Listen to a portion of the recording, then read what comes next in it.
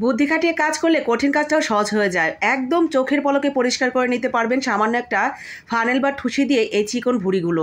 অনেকেই বলেছেন চিকন ভুঁড়িটা পরিষ্কার করা দেখাবেন, তাদের জন্য আজকে খুব সহজ করে চিকন ভুঁড়িটা পরিষ্কার করা দেখাচ্ছি। প্রথমেই চিকন যে নাটটা থাকে ভুঁড়িটা, সেটা খুব ভালো করে ধুয়ে নেবেন। এরপরে এরকম একটা ফানেল বা ঠুসি নেবেন। এরপরে এই ভুঁড়িটাকে সুন্দর করে একটা সাইড করে গুছিয়ে নেবেন। একটা মাথা একদিকে দিয়ে আর একটা মাথা আপনার নিজের দিকে রেখে সুন্দর করে সাইজ করে নিয়ে যে ঠুসি বা ফানেলটা আমরা নিয়েছি সেইটা একটা মাথার দিক দিয়ে সুন্দর করে দিয়ে খুব শক্তপোক্তভাবে ধরে নেবেন। এরপরে ফানেলের উপর থেকে সুন্দর করে পানি দিয়ে এই নাড়ের ভেতরে পানিটা প্রবেশ করিয়ে দিবেন।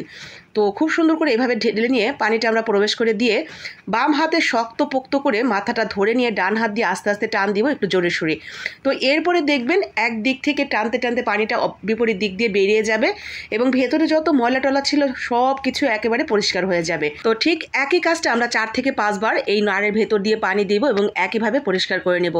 আসছেই সামনে কোরবানি ঈদ, আশা করি এই কোরবানি ঈদে এই ভিডিওটা অনেকেরই উপকার আসবে, কারণ মা বোনদের এই কোরবানি ঈদের দিন এই কাজটা কিন্তু মা বোনদেরকেই করতে হয়। তো অনেকেই হয়তো ভাবছেন এই কাজটা নলকা নিচে দিয়েই তো করা যেত, অনেকটা সহজ হয়ে যেত।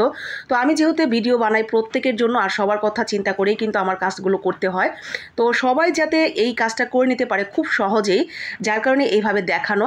অনেকের বাসায় নলকা থাকে না, এখনও আমাদের অনেক মা বোনেরা অনেক কষ্ট করে তাদের সংসার করে, চাপ কল বা পানির অনেক কষ্ট করে অনেক কাজ করতে হয়।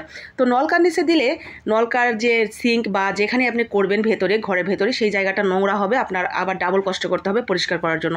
তার থেকে বরং আপনি বাহিরে বসে ঠিক এইভাবে যদি সুন্দর করে পরিষ্কার করে নিয়ে একদম ঘরে যেতে পারেন, সেটা ভালো হবে। আর যাদের বাসায় নলকা নেই তাদের জন্য সুবিধা হয়ে গেল। তো ভিডিওটি উপকারী মনে হলে অবশ্যই একটা লাইক কমেন্ট করে শেয়ার করে দিবেন, যাতে সবাই জানতে পারে এই উপকারী টিপসটা। তো এরপরে ভেতরে ময়লাগুলো পরিষ্কার করা হয়ে গেলে আমরা একটা ছুরি দিয়ে টুকরো টুকরো করে কেটে নিব। এরপরে এই যে নারগুলো এগুলো ফেড়ে নিতে হবে। তো একটা ছুরি, একটা আঙ্গুল অথবা আপনার যেভাবে সুবিধা হয় ঠিক এভাবে মাঝখান থেকে ফেড়ে নেবেন। ফাড়া হয়ে গেলে এই ভেতরের দিকটা দেখবেন অনেকটা পিচ্ছিল পিচ্ছিল, এই ময়লাগুলো কিন্তু তুলে নিতে হবে। তো অনেকেই আছে এই ময়লাগুলো সহজ সিদ্ধ করে নেয়। তো এগুলো যদি তুলে নেন অনেকটা ফ্রেশ লাগবে, দেখবেন রান্নার পরও দেখতে ভালো লাগছে, খেতেও ভালো লাগবে।